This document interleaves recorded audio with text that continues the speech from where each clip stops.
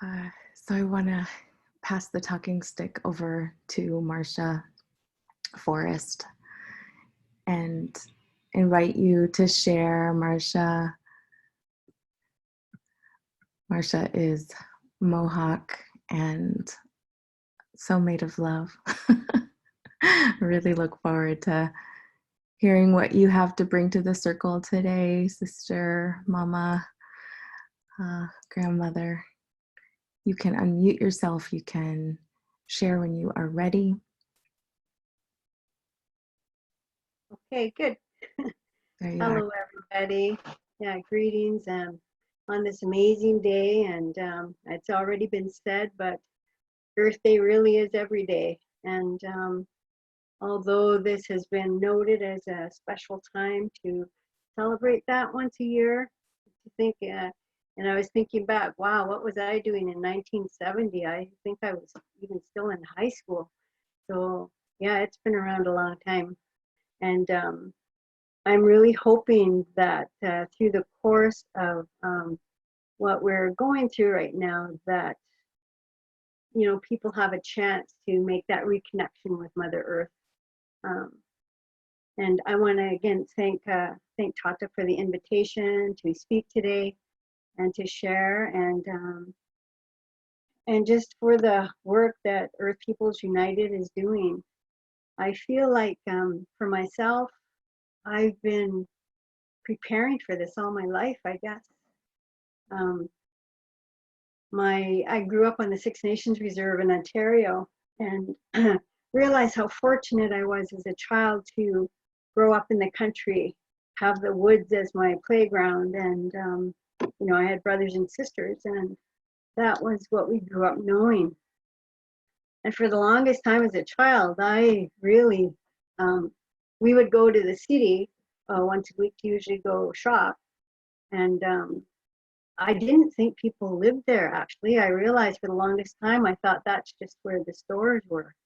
So that was my concept for the longest time. And then as I grew up and realized that a lot of people just didn't have the opportunity to have that connection with nature, to be able to go outside and really just like have it outside your doorstep. And I'm really thinking of the people and the families right now, especially who live in cities, and how that must be a huge challenge, because it's hard enough not to have nature outside your doorstep. There's probably parks and stuff they would tend to go to, but maybe they have a house plant in their house. Maybe that's part of nature for them, and that's good if they're nurturing that. But it is a challenging time.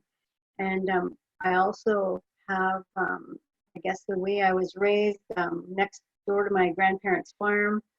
They had all the horses, the cows, the pigs, the chickens, everything. And so just learning what that was all about and what it meant to harvest those to help to feed the family. And the huge gardens that we grew every summer, and realizing now that even at my age, and there's only probably been 1 year in my life where I have not had a garden. And that's only because I knew I was going to be, it's because I was on Haida Gwaii, and I took that summer off to travel down in South Moresby in a boat and just live off the land. And I knew I wouldn't be there to tend my garden, so I didn't bother planting one that year. But we were able to see what it was like to, catch our food every day, pick the berries we needed, and we just went down and were there for 10 weeks and just survived out there in the wilderness. So that was a good practice ground too, knowing that you can do things like that, especially on the ocean, which can be a big challenge. So I remember, especially probably in my middle age, and how busy life was.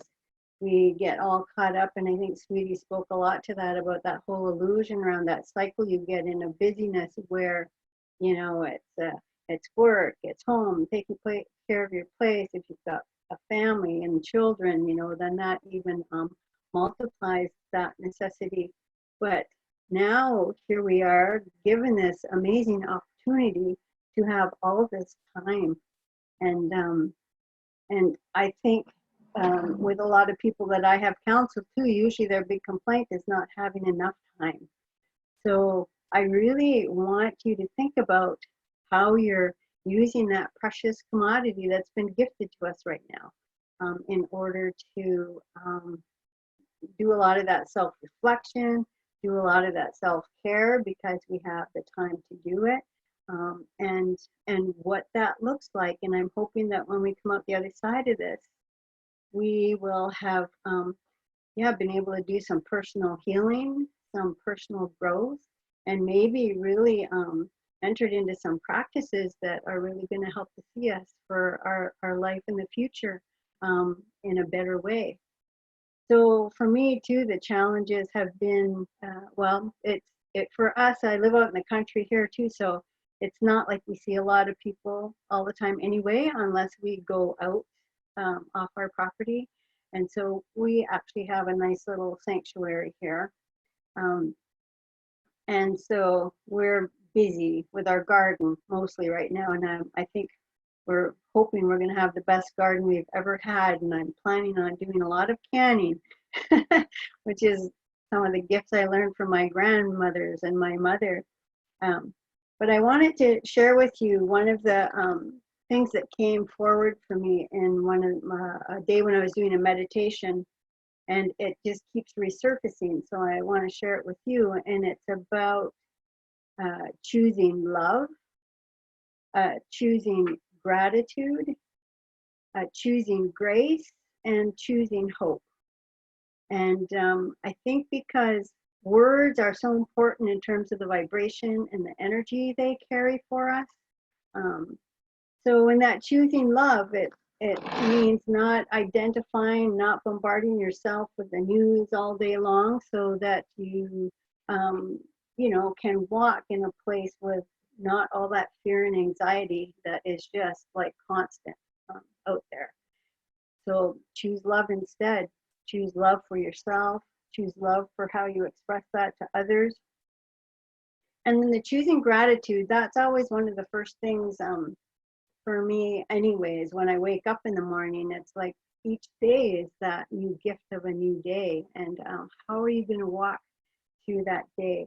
How are you going to show and express your gratitude for everything that you do have? And again, it's like looking at those positives of what we have and not about what we don't have or can't do at this moment.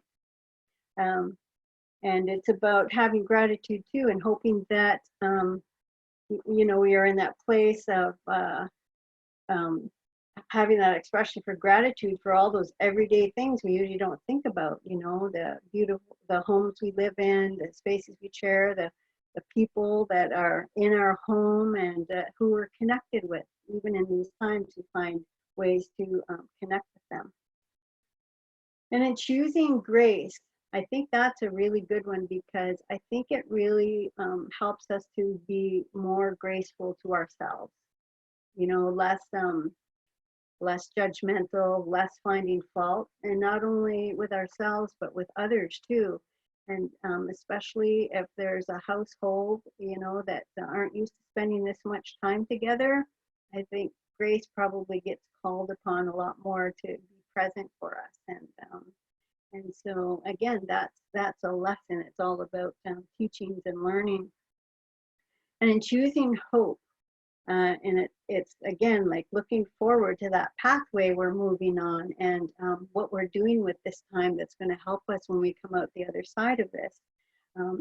So a big piece of it is that self-care and nourishing ourselves right now, so that we can be the best for ourselves and our body and our mind and our spirit. But also then that helps us to be in that stronger place for our loved ones that we are connected with. So I've thought a lot about words, and I thought a lot about how people can use this time too to keep themselves strong and increase their own vibration or fire, as Sweetie talks about. That's all the same thing. And I don't know about you, but I still think that some of the best music that was created was back in the 70s and 80s, and there are still a lot of those tunes that get my feet going and get me up dancing. So I'm really encouraging you to move, to create movement. And I'm sure there are some songs that you like. And yeah, who's looking? And it doesn't matter who's looking. Go in your room and find a way. But taking care of your physical body is going to be really important. And so that movement and music is always a blessed thing. There's music to suit any kind of mood you happen to be in. And so I'd say, yep, get your playlist up, get it going, and listen to good music. And singing and chanting. And I know some of you really probably have this thing about, I can't sing. Well, I used to have that too until I think it was back in the late 80s. I was at a sunrise ceremony on a beach with a group of native nurses, and we had just done our sunrise ceremony, and the person who was leading the group, and she was a medicine woman, she says, oh, Creator's telling me Marsha has a song for us this morning. And I'm going, what? So I thought, well, what's the worst thing that can happen? And so I sang a song at sunrise. Nothing terrible happened. Everybody was okay. And in fact, they wanted to learn the song. So now's the time to really, like, go for that courage. Find that song and just, sing it. If there's a song you've always wanted to sing, and start in the shower if that's where you have to start. But now's the time to really, like, take those steps, of courage and do things maybe that you've never done. I know a lot of people right now are probably getting into cooking in a way they've never done before. And that's nourishment, It's nourishment in the actual act of cooking and preparation, but also then the nourishing food that you get to feed yourself and your family. So the other thing I wanted to, sorry about that, mention to you was the how our thoughts are so important right now, because our thoughts really end up, coming down that line of becoming our words. And I think right now too, you hear a lot of the words about descriptions of war, like this is a war. But to me, it's like a tremendous moment of learning for all of us. It's like this is a big school we're all in right now, because we're all having to learn lessons and look at things in a new way. And it's an amazing opportunity, and all those words carry energy. So I think how the word war even makes your body feel. So let's find something else to call it, in these times when we're trying to take care of ourselves. And then the words end up becoming our actions. So it just follows that line, our words become our actions. So what is it that we want to do? Do we want to speak nourishing words to each other? So then that can end up resulting in really good actions. And then the actions become our destiny, like where we're walking forward to. And so I just really want us to think about, it all starts in our mind, and having that good mind to start with then is going to help result in us speaking kind and nurturing words to each other, and also kind and gentle actions, and walking towards that destiny that is golden, that we're moving towards. It's also calling upon us right now to find some new ways of doing things. And things aren't going to go back to the same way they were before this all started. And for a lot of things, that's going to be a good thing. And I'm especially thinking at this time of the people who are having the difficulties with the grieving and dying, and how that has all changed, even for a lot of people of religious backgrounds who have very strict protocols of how things are supposed to go. So they're all trying to find new ways to do things. And I think focusing more on actual life and living is, how we move forward from this too. And most important right now too is our continued connections and staying connected with each other. And we have so many ways at our hands to do this now, whether it's, picking up that telephone. I mean, people who used to text me all the time, I'm finding they're actually liking to talk now. And it's nice to talk to people on the phone, knowing that they're not busy doing other things, because usually they take that moment and really sit down and pay attention and focus on the conversation, which I think that's the way talking on the phone used to be.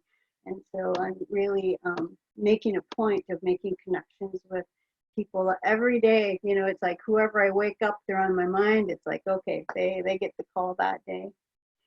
So I want to just before I close, and yeah, I really feeling the strong, loving connection with this group and loving family today. And so I'm going to sing you a thank you song. And I want you to think about the things that you're grateful for. So again, that's going to be something that's going to help to raise your vibration. And that's going to help us to send our love and our light out to wherever it needs to go right now, to whoever it needs to go to.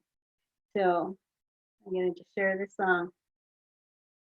When Yahweh, Anna, when Yahweh, na, when Yahweh, na, when Yahweh, ya. When Yahweh, Anna, when Yahweh, na, when Yahweh, na, when Yahweh, ya, when Yahweh, ho. When Yahweh, Anna, when Yahweh, na, when Yahweh, na, when Yahweh, ya. When Yahweh, Anna, when Yahweh, na, when Yahweh, na, when Yahweh, ya. When Yahweh, ho. When Yahweh, Anna, when Yahweh, na, when Yahweh, na, when Yahweh, ya. When Yahweh, Anna, when Yahweh, na, when Yahweh, na, when Yahweh, ya. When Yahweh, ho. So that's a thank you song. In Mohawk, Yahweh is the word that we use for thank you. And so bringing up those moments where you can really just sit and think about those things you're grateful for each and every day is going to help. And I'm so grateful for everybody who is here on this call today. And may you continue to send your love and your light out. And just remembering about those choices we have to choose love, choose gratitude, choose grace, and choose hope. And I love you.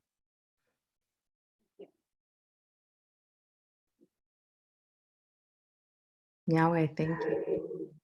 How, thank you in every language. So beautiful.